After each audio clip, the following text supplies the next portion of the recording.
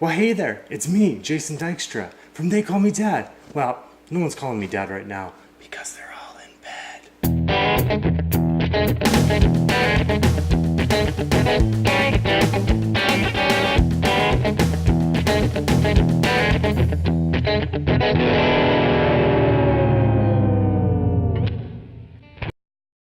We all know that holiday seasons can be just a crazy time of year. With Christmas coming up, all these different holiday parties, get-togethers, work functions, church events, whatever it is.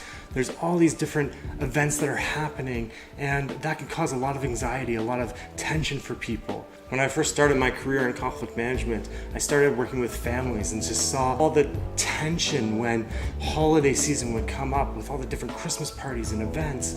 And later I started working with organizations and working with churches and saw all the different things that would happen at some of these different holiday parties. You know, when your sister-in-law says they're going to bring food for Christmas, but they never bring enough, or your uncle is making these snide comments, or your parents are asking you, where's the boyfriend, or where's the girlfriend, or what do you want to be when you grow up? All these different parties, all these different get-togethers, whether it's work, whether it's church related, whether it's family related, just stems, all this anxiety is behind it. These parties, the tension just can be so obvious. That elephant is just taking up the entire room. And what do? Often we just kind of shove it under that rug so that we just completely ignore it. Well, maybe that's only my family. But we just completely ignore the conflict that's happening. And so what does it look like to prepare yourself for the upcoming holiday parties? And so I want to offer a few different tips on how you might be able to do that. Tip number 1, prepare yourself for the party. Think through some of the different snide comments that you might get, or some of the different questions that might be triggering for you. What are some of those different hot buttons that you have? If you know your uncle is going to be asking you, so where's the boyfriend? Where's the girlfriend? I can't believe you don't have that job, or you're still in that job. You know that's going to be a trigger for yourself. Prepare yourself for how you might deal with it. How might you answer some of those different questions that may come up that you know is just going to get you hot under the collar. Notice where some of those triggers happen in your body. They start down at your feet? Do they start kind of in that midsection or higher up? You feel in your fingers, your toes? Where is it that you first start to feel that? Notice that, observe that in your daily life, so that when they are happening in that moment, I can be aware of them. Ask yourself some different questions like, how long am I going to stay at this party? How am I going to get out of this party? Do I come in and I set that expectation right up front? Or do I, have someone that's calling me, maybe it's a friend or something at a specific time? What does it look like for me to plan my exit strategy? And lastly, what am I going to do after the party? What am I going to do to be able to ground myself, to be able to breathe deeply again, so that I can return back to this non-anxious state, so that I can recenter myself and really kind of debrief with myself or with another person about what happened at that party, so that I can get back into my own body, into my own skin, feeling comfortable again. Tip number 2, bring an ally. Bring a co-conspirator, a friend, a family member. Bring somebody to support you through the party. Maybe you guys have a code word, or that you can support each other as you go into different conversations where you may need someone to jump in and help you out or get you out of a situation. Or there's that person, your uncle, that crazy uncle who is going to corner you. So you can pre-plan with your friend to have them help you out in those situations. Have someone there that you can bounce ideas off of before, during, even after, that can debrief with you. Someone that is there to support you. And make sure that they're not just some sort of yes person that's going to say yes to everything. You want someone that's there to support you, that's there to say, this is really a bad idea, or maybe it's time to leave.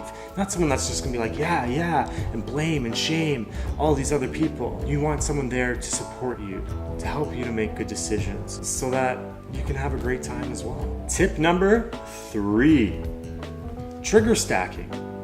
Notice when those triggers start stacking up. It's kind of like when you're shaking that Coke bottle. It starts to fizz, and then all of a sudden it gets so much that it just can't contain itself, and it just blows.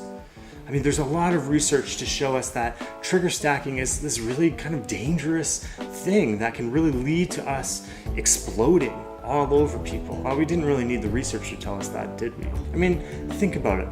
There's not enough food. The kids are running around everywhere. Parents are asking questions, or uncles are asking questions, or colleagues are asking questions. There's a lot of noise. The hustle and bustle is going. And before you know it, something's got to snap. Something's just going to go oof. The clouds are forming and a storm's a coming. So you might as well take a break. Go out to the bathroom or to the balcony or somewhere just to take a break, to take a breather, to center yourself. Tip number 4, avoid getting hooked. Through your preparation for this party, you know that there's a great likelihood that you are going to get hooked, whether that's that question or that snide remark or whatever it might be. When you feel yourself getting hooked, when you feel those triggers coming and stacking up, take a breath. Take a breath to center yourself before you respond. Is what I'm about to say going to help me or hurt me? Is what I'm about to say going to help someone else or hurt someone else? Is what I'm about to say going to help me or actually further trigger me? When you feel those hooks just clawing their way into you, it's a good time to take a break. Go out to that balcony. Go out for a fresh breath of air. Take a break. Take time to center yourself, whatever it is, for you to come back into your body and to regain control of it. Tip number 5. Alcohol and food. We all like to have a few drinks at our Christmas gatherings or our holiday parties, but there can be a thing as having too much, because especially when we're in those situations where our anxiety is already high, that booze is actually going to be further triggering to us, and it's actually going to allow us to be triggered that much easier, which is going to make us snap, which is not going to be good for us, for anyone around us, because we're going to wake up the next morning, we're going to be embarrassed, we're going to have hurt relationships, we're going to burn bridges. I mean, if you want to do all that stuff, then yeah, go ahead, go do it.